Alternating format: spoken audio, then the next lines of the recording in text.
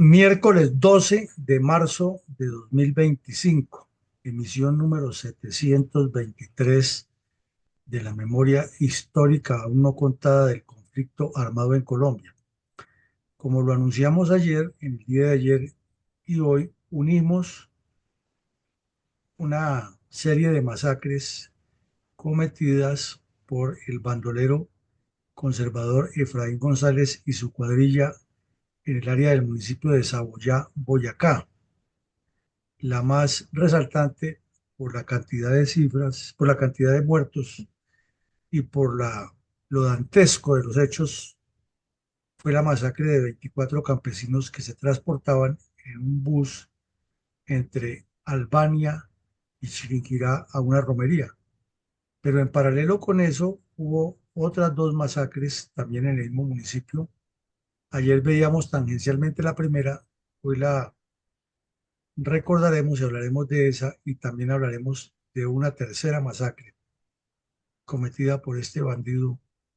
en retaliación porque una de las compañeras sentimentales que tenía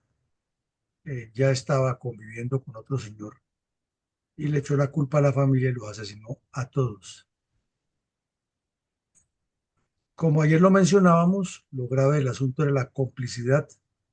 de los dirigentes políticos de la región con este delincuente de algunos sectores de la Iglesia Católica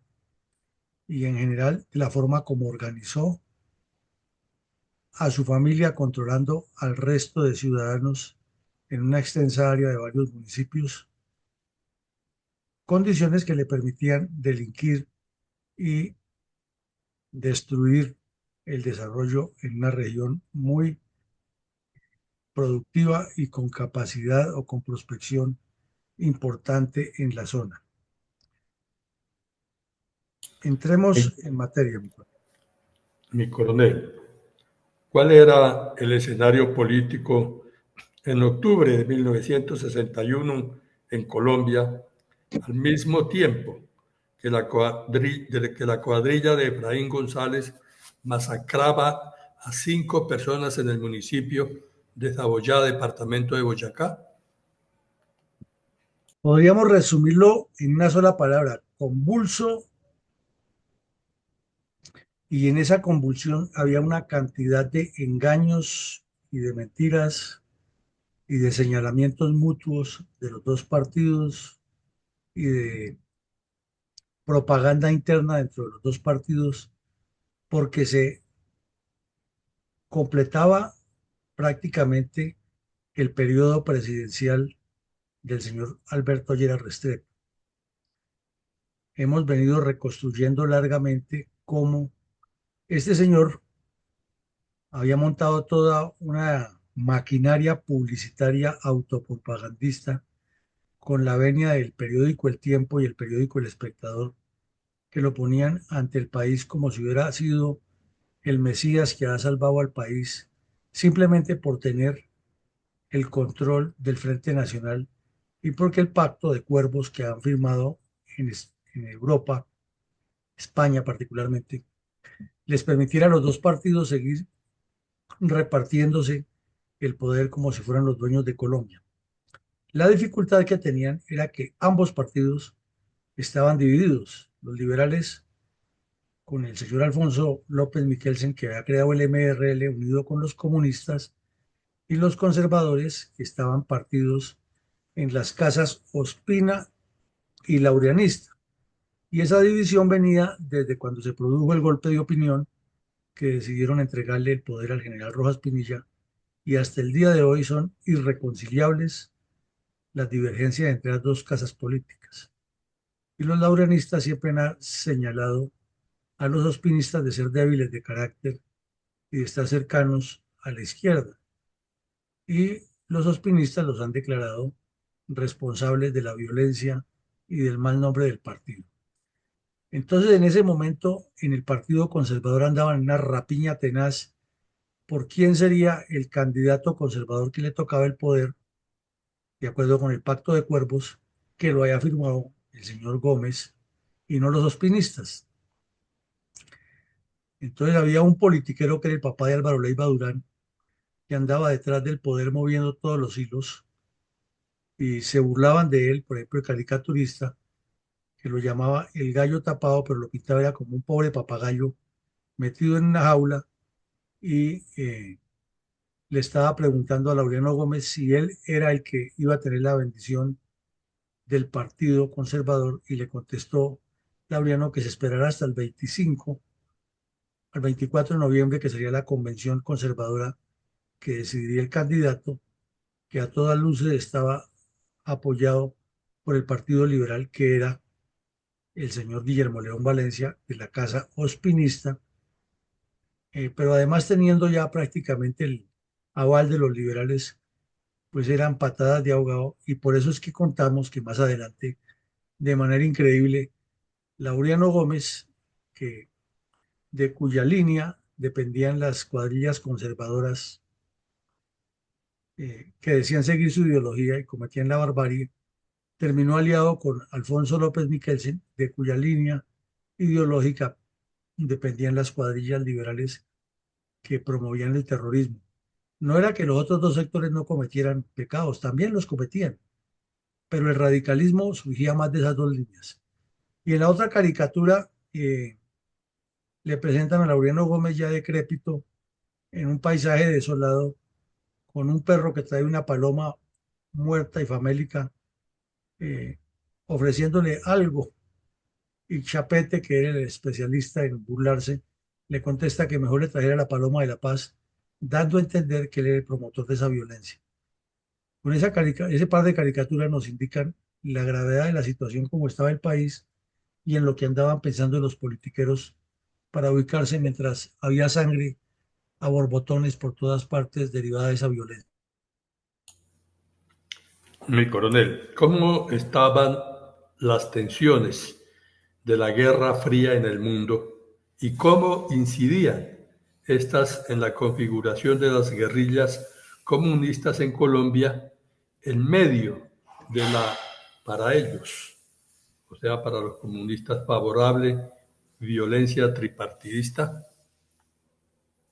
Muchísimo incidían.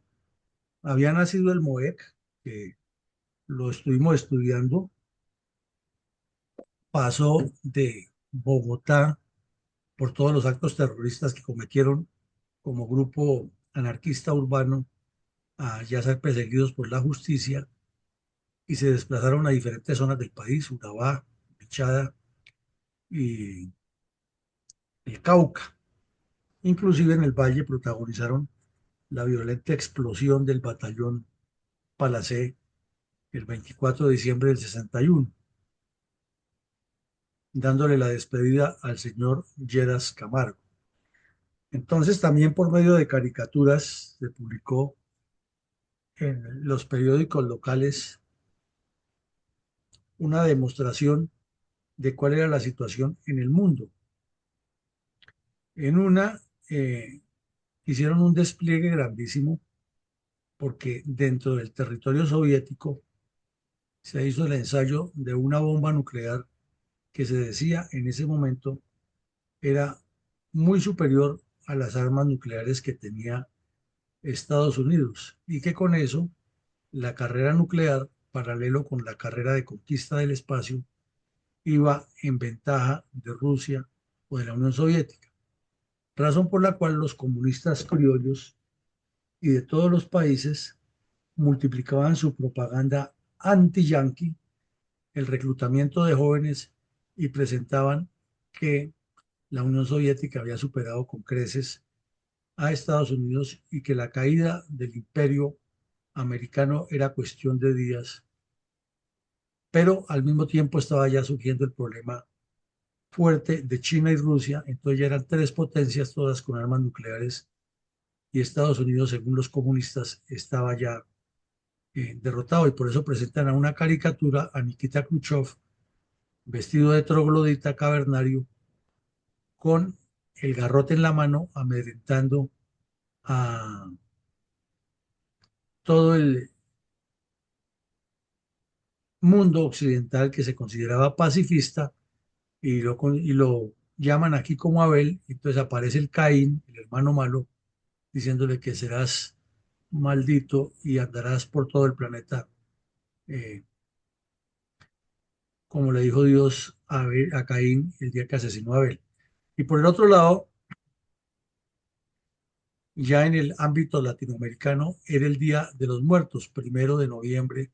cuando se publicó la noticia de la masacre perpetrada por Efraín González. Al mismo tiempo, la caricatura del tiempo en homenaje al Día de los Muertos, que es universal en el mundo católico, presentan a una nación asesinada por la hoz y el martillo, que es Cuba, e invita a los lectores a hacer una plegaria por la muerte de Cuba que cayó en manos del comunismo. Son dos caricaturas sencillas, pero que muestran la dimensión de lo que estaba avanzando en el mundo por parte del comunismo y cómo afectaba directamente eso a Colombia, ya que aquí andábamos en una violencia tripartidista exacerbada y ya se vislumbraba que el ganador de todo ese enredo iban a ser el Partido Comunista y sus cuadrillas armadas. ¿Qué, qué hechos paralelos de corrupción y descomposición moral de la Guardia Penitenciaria caracterizaban las prisiones de Colombia al término del primer gobierno del Frente Nacional en cabeza de Alberto Lleras Camargo en el lapso de 1958 a 1962? Pues con el fin de redondear y complementar la información de todos estos actos de violencia que pasaban, la situación política internacional que incidía en Colombia y la rapiña que había dentro de los partidos con el afán de ganar las elecciones que se aproximaban a como diera lugar, sin que le dieran cabida a nadie más sino lo que han cuadrado en su pacto de cuervos ellos, de remate el sistema judicial, muy laxo, insuficiente, bajo el control de los alcaldes, y como si fuera poco, la guardia penitenciaria completamente descompuesta en el ámbito moral, demasiada corrupción. Y como lo veíamos ayer, hubo dos fugas espectaculares, una en Balboa, Caldas, o ahora Risaralda, antiguo Caldas, y otra en el municipio de Uga. En las dos se escaparon 10 bandidos con unos prontuarios grandes. Y en otros municipios había permanentemente o intentos de fugas o fugas menos espectaculares, pero era la constante del servicio penitenciario en Colombia. Y lo grave es que ni el ministro de Justicia, ni el director de prisiones, ni los propios directores de esos penales respondían. Siempre había un pero, una disculpa, y la culpa la tuvo un tubo. Entonces los bandidos sabían que llegar a la cárcel era apenas una temporada corta, o porque los jueces venales lo soltaban con alguna disculpa, o porque la guardia penitenciaria les permitía la fuga. Y eso fue reiterado y hemos visto un montón de casos aquí de delincuentes con unos prontuarios impresionantes que estuvieron presos y siempre quedaron libres por alguna acción eh, ilegítima de parte de la justicia que administraba el sistema presidiario o carcelario y la administración de justicia como tal. La solución fue crear como una cárcel de máxima seguridad la isla de Gorgona, pero ya lo vimos en un capítulo anterior que hasta allá también intentaron hacer acciones espectaculares para sacar a los presos. No lo lograron, pero lo intentaron. Y luego ya la cárcel fue considerada que estaba afectando el ecosistema y la suspendieron y crearon nuevas cárceles, sí, pero todavía tenemos el problema que de vez en cuando ocurren inverosímiles fugas y eso depende del Ministerio de Justicia, que es el que administra a todos los jueces del país. Adelante, mi coronel. Y coronel, ¿qué sucedía entre tanto con la violencia tripartidista en los departamentos del Valle, Tolima y Meta? El mismo día que Efraín González estaba cometiendo esta primera masacre en el 61, ayer veíamos que el mismo día que estaba cometiendo la masacre en el año 62, en esta del 61, que es la primera, que vamos a hablar hoy, o que estamos hablando hoy. En el departamento del Valle, en el municipio de Obando, hubo un fuerte combate del ejército con una cuadrilla de bandidos que estaba cometiendo fechorías en el municipio de Obando. Y allí fueron dados de baja dos bandoleros, murió un soldado y en el registro o la persecución fueron capturados 10 bandoleros, todos con sus compañeras sentimentales, o sea, en total 20 personas. A los 10 bandoleros les encontraron armas, a todos, eh, algunos estaban uniformados, otros tenían en los morrales uniformes de policía y de soldado, y el juez dejó libre a las 10 señoras, 10 mujeres, aduciendo que eran personas engañadas que estaban acompañándolos, que bla, bla, bla, bla, bla. Y el mismo día en Sevilla, varios bandidos de otra cuadrilla asesinaron a 3 personas que provenían del Tolima, señalándolas de ser miembros del Partido Liberal. Y también en la reacción fue herido un agente de policía que llegó en una patrulla a mirar qué estaba pasando, a tratar de establecer los hechos de los crímenes. Allí lo emboscaron y lo hirieron. Otro agente que iba con él resultó ileso, eh, y también hubo un menor de edad que fue herido por los bandidos. Y en la propia área urbana del municipio de Sevilla, del cual hemos hablado muchísimas veces, hubo otro acto de sicariato por motivos políticos. Entre tanto, en el municipio de Puerto Lleras Meta, de Puerto López Meta, una cuadrilla combinada de liberales que daban de rezago de la violencia inicial en ese departamento, unido con las cuadrillas del MOEC de Tulio Bayer, asaltaron el municipio de Puerto López, intentaron lo que se llamaba desde ese tiempo una toma guerrillera en un fuerte combate con la Policía Nacional que les impidió. eh, Intentaron liberar a 24 bandidos que estaban presos en las cárceles para llevárselos para la chusma. Murió un carabinero de la policía y como la comunicación era tan mala en esa época, los bandidos duraron 2 días acantonados en un mismo sitio, eh, hasta que llegó apoyo del ejército y la Fuerza Aérea para desalojarlos. eh, y curiosamente todos los presos regresaron a la cárcel, que no querían irse para la chusma, que ellos querían terminar su eh, periodo de reclusión para no tener después problemas con la justicia. Y al mismo tiempo, en el municipio de Alvarado, Tolima, otra cuadrilla de sangre negra asesinó a una persona y dejó a 7 heridos. Esta vez al asesinado era porque ha retirado una suma grande de dinero de la caja agraria y lo ha llevado para su vivienda. Allá le llegaron los bandidos a robarlo y en medio de la refriega lo asesinaron y dejaron a 7 heridos, pero además se llevaron el dinero. Y cerca del lugar hubo un asalto frustrado también. La Policía Nacional reaccionó a tiempo y evitó que la cuadrilla de Sangre Negra cometiera otro acto de barbarie. Así como lo veíamos ayer, el mismo día de la masacre de los 24, ocurrían hechos de violencia en todo el país y ya crecían las cuadrillas comunistas y tripartidistas,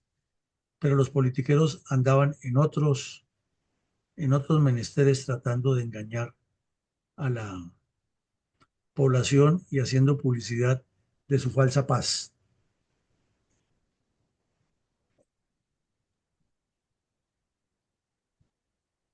¿Cuál fue la cuestionable manifestación política de un dirigente conservador en el municipio de Rovira, Tolima, pese a que en ese departamento florecía la violencia tripartidista? Definitivamente los politiqueros colombianos no tienen límites en su cinismo y su capacidad para mentir y argumentar con falsas promesas y con falsos mensajes lo que sucedía. El municipio de Rovira, Tolima, ya lo hemos visto aquí, larga data,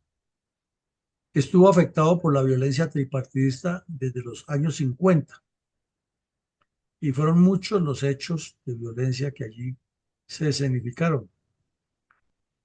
pero los dirigentes políticos causantes por acción u omisión de esa violencia nunca tuvieron recato para ocultar sus dobles morales. Por lo contrario, tranquilamente iban a mentirle a la población. Y uno de ellos es el señor Ramírez, el papá del después canciller Ramírez Ocampo, que en esa época era uno de los principales directivos del Partido Conservador. Este sujeto, sin ninguna ruborización, usaba un lenguaje demasiado florido, de demasiada altura intelectual, y allá llegó al Tolima a hablarles que a ese municipio de campesinos, casi todos iletrados, y se subió a la tarima y echó un discurso que no se lo entendía nadie, pero él siguió hablando y mintiéndole a los campesinos, incitándolos a que se unieran al Frente Nacional y a los proyectos de Colombia. Les dijo cosas tan rimbombantes y estrambóticas como que el Partido Liberal y el Partido Conservador eran el equivalente a Esparta y Atenas de la antigua Grecia. Imagínense ustedes gente que a duras penas sabía escribir el nombre o que vivía en medio de la pobreza en el campo hablándoles de Esparta y Atenas, de Aristóteles y de Platón y de Sócrates, pues no entendían lo que les hablaba. Luego dijo que los grandes fundadores del Partido Conservador eran los precursores políticos de la transformación y la historia de Colombia. Imagínense ustedes a un campesino hablándole de precursor político y sabrá qué es eso. Y luego les echó el cuento que el Frente Nacional era lo máximo que le había podido ocurrir a Colombia, que era la solución al odio que ha sembrado el general Rojas Pinilla. Imagínense ustedes que mm, el Partido Conservador y el Partido Liberal construían el futuro del país por medio del Frente Nacional, siguiendo la Carta de las Naciones Unidas y los postulados del sistema interamericano de la OEA, que el Frente Nacional había trazado un límite en la historia en Colombia entre un antes y un después. ¿Sería que los campesinos le entendieron eso? Y finalmente les dijo que había un pancolombianismo, que estaba de moda el panarabismo, panamericanismo, paneuropeísmo, panasiatismo. Entonces que Colombia tenía que construir un pancolombianismo en el cual todas las regiones se unieran en una gran coalición solamente adscritas al Frente Nacional, porque el Frente Nacional era la solución. Con semejante discurso que parecía por allá para un posgrado de una universidad, fue este sujeto a mentir descaradamente y los periódicos se lo transcribieron completo, este discurso, como la gran meca de la ideología del Frente Nacional en un momento crítico en que los que querían dañar eso eran el general Rojas Pinilla, que era el causante de toda esa tragedia según ellos, López Miquelsen, que hacía politiquería, y Laureano Gómez, que no quería la paz para Colombia. De esa manera jugaban los politiqueros y siguen jugando con Colombia.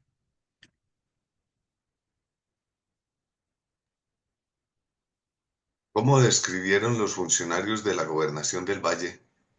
las exitosas operaciones militares en octubre del 61? ¿Y cómo pretendía el gobernador Carlos Humberto Morales instrumentalizar la acción comunal de su departamento con fines politiqueros, aprovechando su amistad con el mandatario Guillermo León Valencia? Pues vemos que además de la operación que hubo en Obando Valle, en la que fueron dados de baja 2 bandidos y capturados otros 10, en esos mismos días fueron capturados en el Valle varios de los responsables de la masacre que habían cometido en el sitio La Catarina, donde asesinaron a 18 personas. Y entre ellos eh, capturaron a un tipo de apellido camaleano que le decían el Brujo y cuatro miembros más de la cuadrilla. Al mismo tiempo, en el municipio de Alcalá y Ulloa, por los dos municipios de Alcalá y Ulloa, fueron capturados otros bandidos de la cuadrilla del Llanero. Y en Dagua eh, fue capturada a una mujer que era la jefe o la que auspiciaba y servía de contacto con las cuadrillas y la llamaban la Orejona. Y la inocente señora no tenía sino un fusil calibre 7 milímetros y 165 cartuchos en su casa y varias prendas militares. Sin embargo, los dirigentes políticos decían que era una inocente mujer que no tenía nada que ver con la guerrilla o con los grupos de bandidos. En Toro Valle cometieron otro homicidio las cuadrillas tripartidistas para robarle la finca a un señor de nombre Hipólito Ceballos. Y en Caicedonia fueron capturados otros bandidos de otra cuadrilla a la que le encontraron gran cantidad de armas y municiones. Y en Buga ocurrió un asesinato también por motivos políticos del dueño de una de las fincas de la región. Eh, y en Restrepo Valle, donde había ocurrido la masacre, de la famosa masacre que terminó vinculando, pero sin vincular definitivamente a un honorabilísimo dirigente del Valle, hubo otro asesinato. Por su parte, la Tercera Brigada publicó un comunicado en el que dice que en la vereda Pedro Sánchez del municipio de Obando fue donde se produjo el combate que los bandidos que habían muerto pertenecían a la cuadrilla de Zarpazo y de Tista Tavares y que inclusive el tal Tista al parecer estaba herido. Y también resaltó el comandante de la brigada la muerte del soldado en el combate que ocurrió en la vereda Pedro Sánchez de Obando. Como vemos, la situación muy compleja, muy difícil en ese departamento, pero ya también vemos que era en el Tolima, que era en el Meta y en los límites de Santander y Boyacá. Al mismo tiempo, como la acción comunal la había creado el general Rojas Pinilla, con el fin de darle identidad a las veredas que tuvieran su participación comunitaria y su participación e interacción con las autoridades municipales, los politiqueros no hallaban la forma, no paraban, no se detenían de desprestigiar al general Rojas y presentarla como un logro de ellos. Entonces se organizó la octava Asamblea Departamental de Juntas de Acción Comunal en el Valle y allá fue el gobernador del Valle a leer este mismo resumen de los éxitos que ha tenido él supuestamente como gobernador, porque se autoatribuían los gobernadores y los alcaldes ser los gestores de toda esa lucha contra la violencia al mismo tiempo que sus partidos la promovían. O sea, tenían la misma doble moral de los dirigentes nacionales. Allá fue a decirles y echarles cuentos a los campesinos que era gracias a su gestión que se estaba pacificando el departamento, que todo lo malo que ha hecho el general Rojas Pinilla con la acción comunal, ahora sí lo estaban trabajando y que ese era el año dorado, parecía el siglo de oro de Pericles en el desarrollo de la acción comunal y que vendrían años de maná, miel y caminos sembrados de prosperidad y pavimentados con oro para los campesinos gracias a la gestión que él estaba haciendo con la acción comunal en su departamento.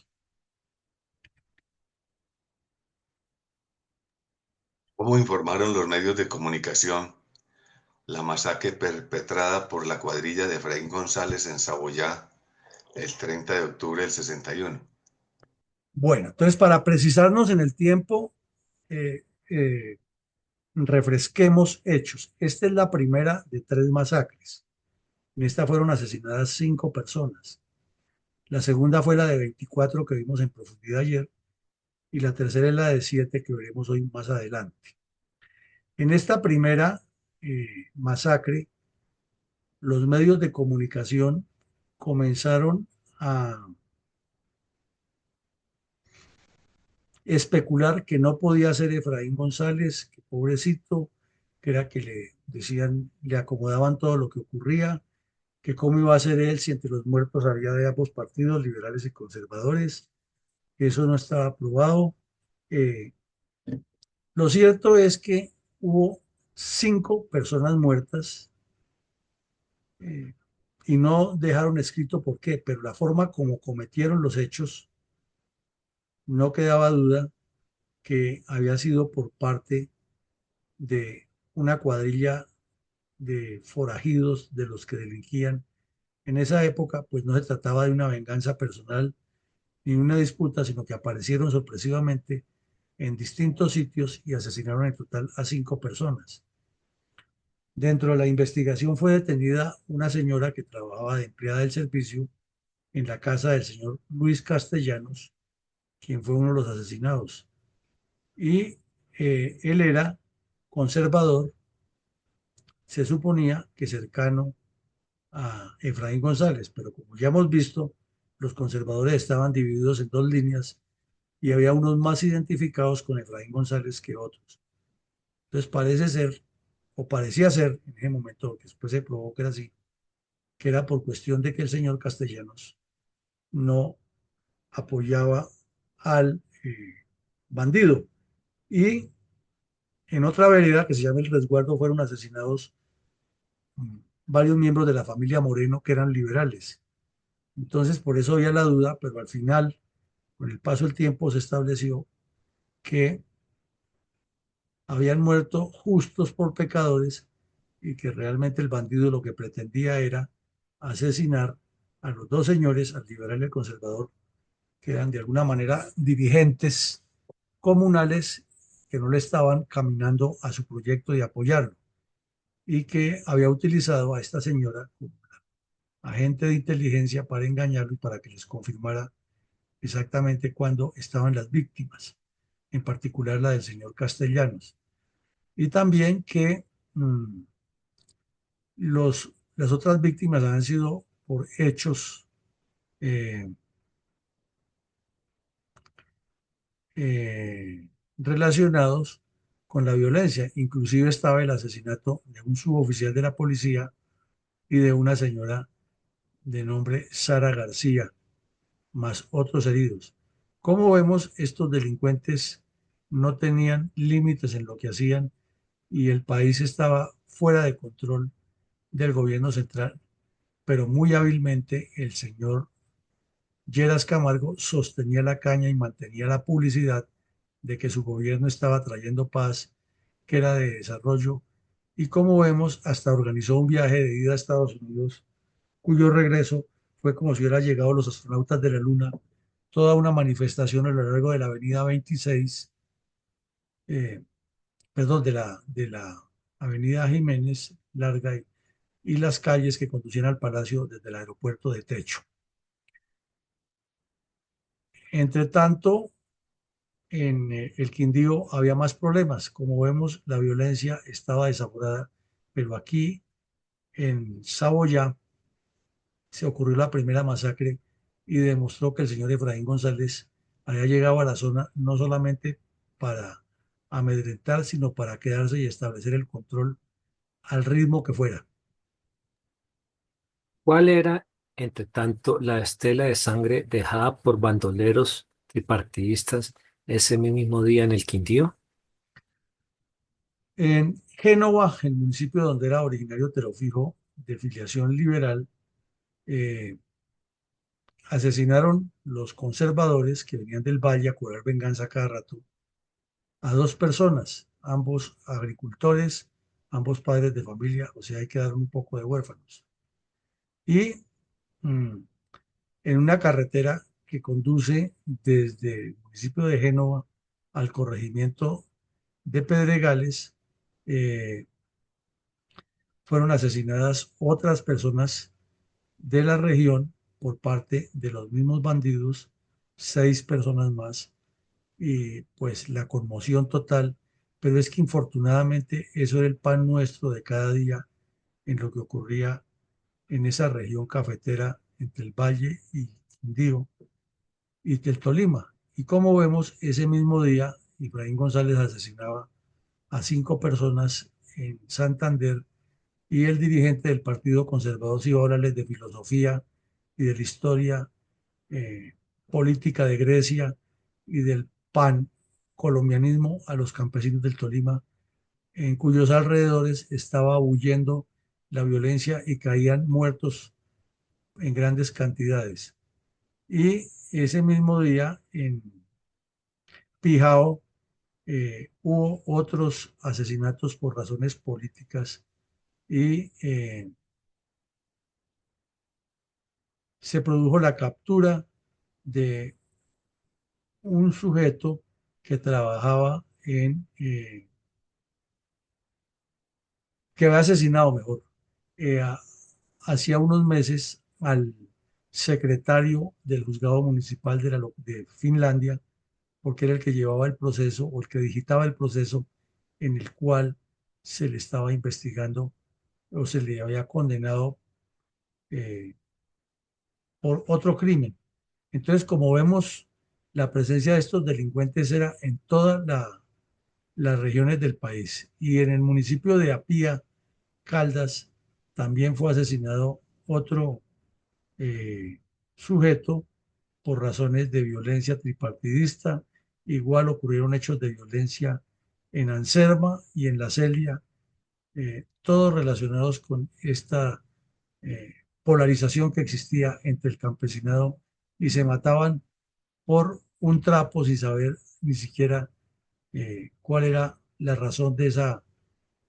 pugnacidad que, como vemos, era muy hábilmente manejada por los dirigentes, hasta con discursos que nadie les entendía o con peleas internas entre ellos por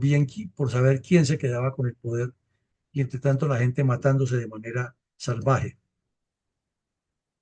¿Qué otros hechos de violencia enlutaba el departamento del Meta e inclusive al interior de las fuerzas militares? Como ya lo hemos contado, como si fuera poco la violencia, el bandido Tulio Bayer, que ha sido formado en el MOEC, que era un médico manizalita, que le ha dado por volverse bandido también, por militar en el Partido Comunista, se había asentado en los llanos y estaba abriendo zona entre el Meta y el Bichada, y hasta allá lo estaba siguiendo el Batallón Colombia. Para esos días, el bandido Dumar Aljure se encontraba en una doble moral manejada por el Partido Liberal, era que estaba en paz, pero 5 años después o 6 años después fue dado de baja, armado hasta los dientes en un enfrentamiento con el ejército, pero en esta época decían que estaba en paz. Sin embargo, era probado que una cuadrilla que había estado bajo el mando de Aljure y que la dirigía ahora un bandido, Jorge Fonseca, que era uno de sus lugartenientes, estaba delinquiendo en la zona. Entonces, como ya lo dijimos, se unieron todos esos bandidos comunistas y liberales y fueron a asaltar el puesto de Puerto López con el fin de robarse las armas, sacar de la cárcel a todos los delincuentes e integrarlos a la banda. Y los carabineros que estaban allí ofrecieron resistencia, murió uno, fueron desalojados de la sede, tuvieron que huir hacia el monte, pero luego cuando llegó el ejército, después de que ya pudo entrar, los encontró a casi todos menos a uno que ha sido asesinado. Eh, la cuadrilla la encabezaban otro bandido que llamaba Leonidas Castañeda, Tulio Bayer y, como ya dijimos, el tal Fonseca, Jorge Fonseca. Eh, lo preocupante o lo conmovedor del asunto es que los bandidos duraron 2 días en un solo sitio, ahí esperando a que llegara el ejército, y cuando llegaron las tropas, se retiraron. Eran las dificultades que tenía el ejército, no porque Puerto López fuera muy lejos de Villavicencio, sino que todas las tropas estaban comprometidas en diferentes regiones, no había suficiente transporte aéreo para moverlas, el clima no ayudaba y por eso se dificultó la reacción, algo que ha ocurrido en varias ocasiones en la geografía colombiana. Y de remate, como si fuera poco, había un teniente loquito de apellido Sendales que varias veces cometió delitos. Él era oficial del ejército, había estado implicado en el intento de golpe de Estado del 58, que fue una cosa burdamente montada por un comandante de un batallón que terminó fue en un show mediático en el cual aparentó tener una dignidad eterna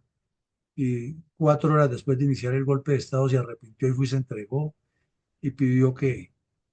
los implicados fueran perdonados, que él era el único responsable. Luego lo terminó asilado en una embajada en el exterior y hubo un novelón con la historia del famoso golpe de Estado contra el candidato ganador ya impuesto Alberto Lleras en el 58. Y dentro de esos personajes que participó en ese ridículo golpe de Estado estuvo un teniente de nombre Alberto Sendales, que se convirtió en un dolor de cabeza para las autoridades, se escapó varias veces y la última fuga que organizó fue convencer al comandante de un escuadrón de caballería del grupo Rincón Quiñones, en ese tiempo no se llamaba Rincón Quiñones, se le llamaba Grupo Mecanizado, convencerlo para que se escapara con él por los llanos, para los llanos y se uniera a las cuadrillas de Tulio Bayer en una rebelión con los tanques de guerra. Algo absolutamente ridículo y como ya lo hemos mencionado aquí, a la altura de Gachetá fueron capturados todos, murió un teniente, fue todo un escándalo. Entonces, en esos días que ocurrió la masacre de Efraín González y los hechos en Puerto López, estaba ya prácticamente perfeccionado el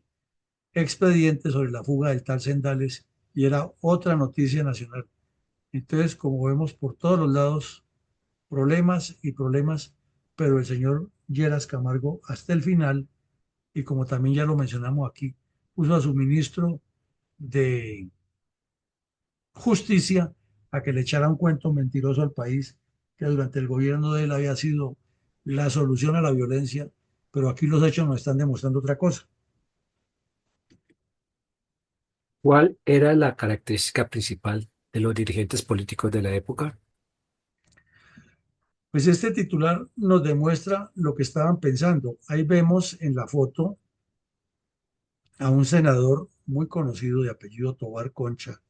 otro politiquero muy bravo de la época, reunido con el candidato y eventual presidente Guillermo León Valencia. Y sacaron algo que parece para Ripley, pero como nos decía el constitucionalista en una conferencia, si en una casa colocan un letrero a los visitantes que por favor no se suene con la toalla, es porque en esa casa o alguien se suena con la toalla o alguien se ha sonado con la toalla. Aquí ocurrió lo mismo, que se reunieron todos estos politiqueros de ambos partidos y publicaron una, un comunicado conjunto en que los partidos políticos debían declarar públicamente que acataban la Constitución. ¿Qué significaba con eso?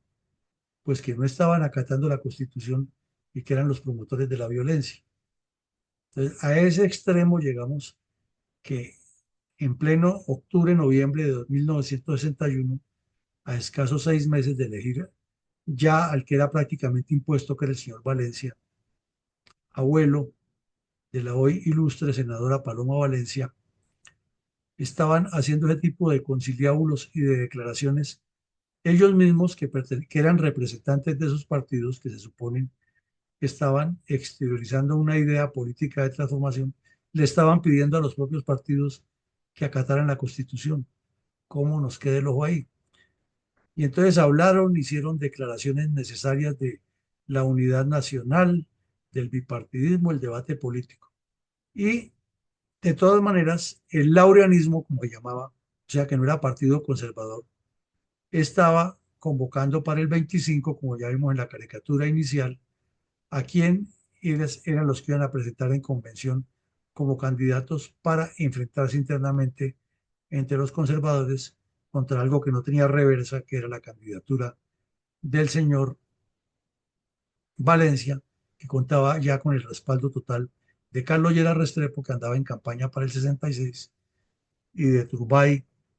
y de otros dirigentes del Partido Liberal, y ya habían acordado inclusive cómo iba a ser la repartija de ministerios y de puestos. Entonces lo de Laureano sonaba como patadas de ahogado y como la gestación de la conflictividad que les convenía a todos, porque eso se transformaba en violencia y la violencia en robo de tierras y polarización, pero no había más partidos que pudieran tener acceso al poder. Entonces seguía el bipartidismo disfrutando de ese enredo. Adelante. Con reverencia, admiración y absoluto respeto por todas las víctimas del terrorismo comunista contra los colombianos, escuchemos un minuto de silencio en homenaje a sus vidas, sus obras y sus trágicos finales a manos de los desalmados criminales marxistas-leninistas que se apoderaron del crimen político en el país al final de la violencia tripartidista a partir de la década de 1960.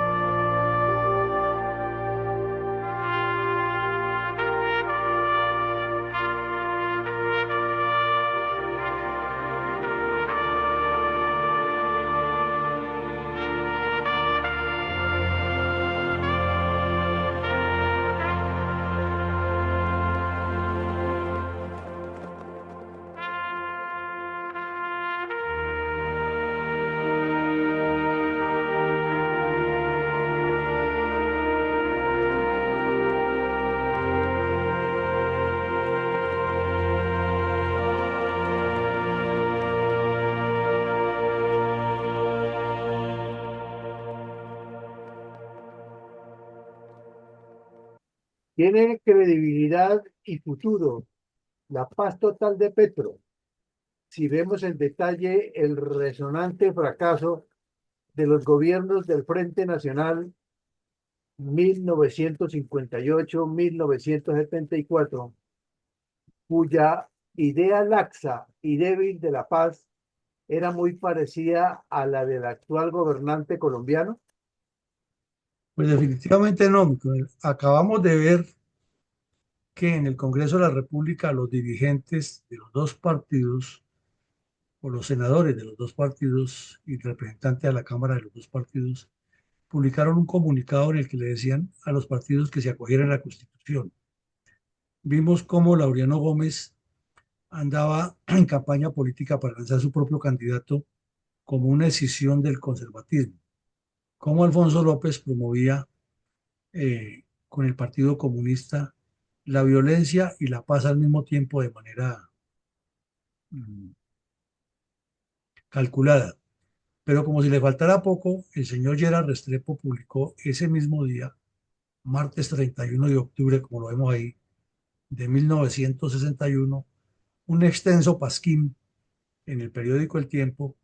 en el cual cuestionaba a unos y a otros y les pedía que no exageraran. Imagínense ustedes el que se la pasaba exagerando todo. Escribió una cantidad de críticas que no indican sino la forma politiquera como él hacía su campaña y estaba permanentemente utilizando a todos. Y comenzó a cuestionar las críticas que hacían otros, apareciendo como que era el que tenía la razón. Luego dijo que había godos malos y godos buenos, que era oro y escoria, que él invitaba al senador Gómez Hurtado a que se atemperara, que había que buscarle un poco de integración de los partidos, le puso un caminito de supuesta integración. eh, Se fue Lancen Ristre contra el general Rojas Pinilla como el causante de todas las desgracias. Los indicó de persecuciones al Partido Liberal en Antioquia, que la convención liberal que él había dirigido en ese momento en Medellín ha sido perseguida por la dictadura y no sé qué más cosas. Y luego ridiculizó que eh, un general, amigo de él, no dijo el nombre, le había dicho que el gran problema de los partidos colombianos era que no tenían un Churchill y que no estaban organizados, sino que eran montoneras. Y entonces él le había contestado que así como le decía eso, era que las fuerzas militares tampoco tenían un Napoleón estratega. O sea, era un politiquero oportunista que vivía armando camorras y generando divisiones para aparentar siempre ser el que tenía la razón. Entonces, ante esa realidad y los otros hechos que ocurrieron, como una nueva masacre que cometió Efraín González en la misma región de Saboyá, 6 meses después de la anterior, la que acabamos de ver, y esta vez la perpetró porque una compañera sentimental de él, de las tantas que tenía en la región, se ha ido a vivir con otro señor y llegó y asesinó toda la familia porque no le habían informado a tiempo eso y pues obviamente buscaba a la muchacha entre los muertos. Se salvaron únicamente dos niños que se lograron escapar y corrieron donde los vecinos y los protegieron los vecinos. Esto ocurrió en la vereda Mata de Mora, en el municipio de Saboyá. Al principio no hubo claridad y el tiempo pasó, el expediente se fue durmiendo, pero 6 meses después de que este bandido fue dado de baja aquí en Bogotá, se revivió la investigación con otros capturados y esos sí fueron sindicados por ese crimen y se aclaró todo lo que había ocurrido allí. Y el periódico El Tiempo, en uno de sus tantos editoriales, lo señaló a todos los familiares de Efraín González que lo encubrían como una cuadrilla de bandidos que delinquía en la zona. Entonces, viendo esos hechos y pasando a la pregunta, es que es imposible que Colombia tenga paz si vemos que en esos mismos días se publicaba que el ejército había extendido a todo el país la acción cívico-militar como parte del plan Lazo, pero por las fotos siempre se ve es al ejército haciendo el trabajo y los políticos por ningún lado, pero eso sí criticándolo y armando los desprestigios contra el general Rojas y contra la campaña que hacía el general Ruiz Novo ahora. Y, entre tanto, el doctor Charly Samper, otro politiquero de la época, que había ido al sitio de la masacre cometida por Efraín González de los 24, insistiendo que lo primero era que había que hacer la paz antes de que pensar en el desarrollo. Y con ese cuentico, entonces había que hacer una serie de reformas en el Congreso y el gobierno de Valencia estaba interesado, pero nada concreto. Y ese mensaje de que primero la paz que el desarrollo era una forma de bloquear el plan Lazo que estaba promoviendo el general Ruiz Novoa como ministro de guerra. Entonces, esa es la politiquería colombiana. Aquí vemos al señor Petro ayer hablando de movilizar el país, de salir a destruir las ciudades si no le aprueban sus reformas. Y para él son esas reformas en lugar de industrializar y mover el desarrollo. Y para los demás politiqueros, en cada época ha sido acomodar a sus amiguetes y luego sí hablar de desarrollo. Entonces el problema está en ese cuello de botella desde siempre. Y si hace 65 años no funcionó, pues hoy en el 2025, con el mismo esquema, tampoco va a funcionar y seguiremos en esa violencia. Adelante, mi coronel, con sus comentarios del día de hoy. Muy bien.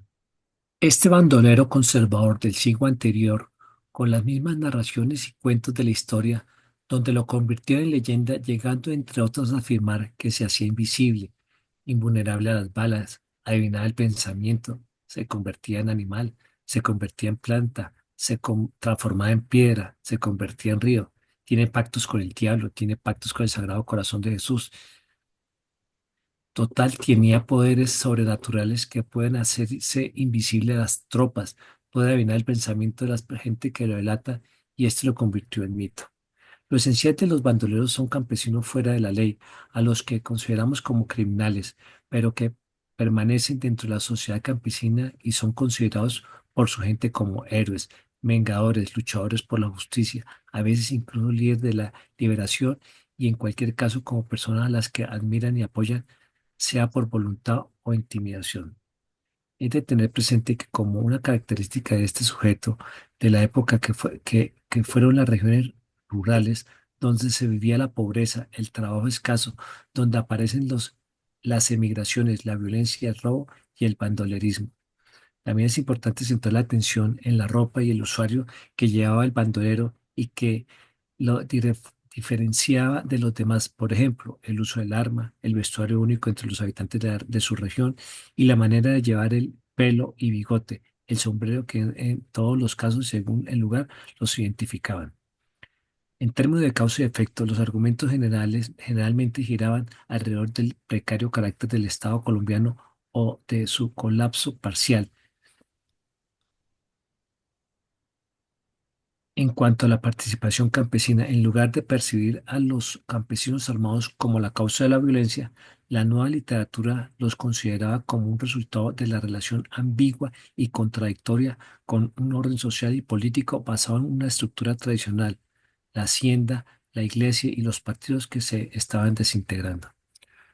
Con la intención de ubicar la violencia colombiana en un contexto más amplio, el malestar rural fue concebido como una respuesta a momentos de transformación social, aunque con sus propias peculiaridades. En el evento de la batalla de la Avispa, proporcionó a Efraín González más razones por la lucha contra los liberales de los pueblos de Chiquinquirá y Saoyá, de quienes sospechaban le habían contado a la policía sobre sus paraderos. Efraín se convirtió entonces en el feroz vengador de su familia mientras con la ayuda de políticos conservadores locales, a quien proveía de votos electorales luchaban para obtener amnistía del gobierno conservador de Guillermo León Valencia, cuando las posibilidades de amnistía de- desvanecieron, buscó apoyo de otros sectores políticos institucionales y uno fue entre ellos el general Gustavo Rojas Pinilla, pero no lo logró. También buscó la solidaridad de la Iglesia Católica, bien representada por sus valores tradicionales y conservadores por la Orden de los Dominicos en la región. Efraín era devoto de la Virgen de Rosario y visitaba asiduamente la Basílica de Chiquinquirá. Si su vida como bandolero suministró bastante material para escribir novelas, su sorprendente muerte contribuyó como elemento e imagen suficientes poderosas como para convertirlo en un héroe de película. Este bandolero, como sucedió con el M-19, donde uno de sus desadaptados comunistas de la época de los años 70, mal creado en este grupo narcoterrorista que hoy en día nos deja a este presidente en Colombia. Muchas gracias. Bueno, en síntesis de lo que usted dice, podríamos resaltar algo importante, y es que al final terminan siendo los campesinos los responsables de armarse y de generar esa transición que dicen que de la hacienda, que de la cultura, que de la política y la religión, y los dirigentes políticos que son los que incendian, como lo hemos resaltado claramente con pruebas fehacientes aquí de los politiqueros hablando, el gobernador del Valle, el señor Laureano Gómez, los senadores, el señor Lleras Camargo, todos sacando ventajas, terminan libres de polvo y paja y los responsables son los campesinos que se matan entre ellos, producto de lo que ellos les meten en la cabeza. Y aparecen sujetos como Efraín González siendo los salvadores, luego fue el Mono Jojoy, Tiro Fijo, Romaña y cuanto bandido ha aparecido aquí en Colombia y la gente termina hasta haciéndole santuario y creyendo que eran adalides de la transformación. Esta noche continuaremos con la tarea de analizar aspectos de la estrategia militar aplicados a la política dentro del seminario que venimos realizando de corrido. A todos un feliz día, mil gracias por asistir y que Dios nos siga bendiciendo y acompañando.